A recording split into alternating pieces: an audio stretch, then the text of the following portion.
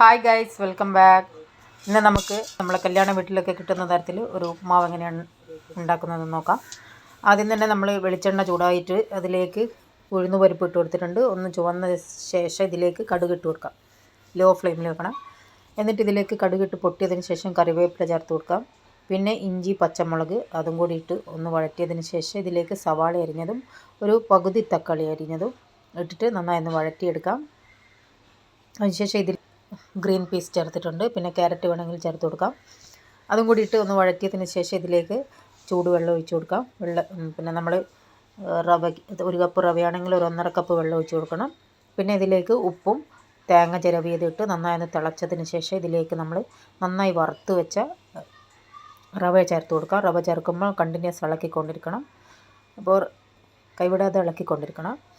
എന്നിട്ട് ഇത് നന്നായി ഒന്ന് മിക്സ് ചെയ്തതിന് ശേഷം ലോ ഫ്ലെയിമിൽ വെച്ചിട്ട് ഒരു മിനിറ്റ് അതൊന്ന് ചൂടാക്കിയെടുക്കുക. അടി പിടിച്ച് പോകുമ്പോൾ വേഗം തന്നെ, അതുകൊണ്ട് ശ്രദ്ധിക്കണം.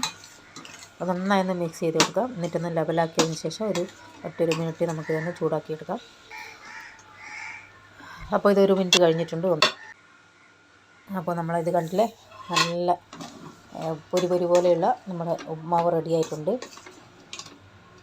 നന്നായി ഒന്ന് മിക്സ് ചെയ്ത് കൊടുക്കുക. കട്ടയൊക്കെ ഉണ്ടെങ്കിൽ ഒന്ന് ഉടച്ച് കളയട്ടെ.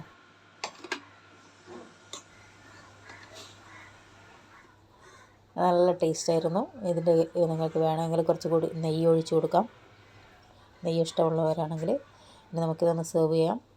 ഇതിൻ്റെ കൂടെ നമ്മൾ ഇഷ്ടപ്പെട്ട കറിയോ ചട്നിയോ ഒഴിച്ചിട്ട് കഴിക്കാം. നല്ല അടിപൊളി ടേസ്റ്റ് ആയിരിക്കും. ഓക്കെ.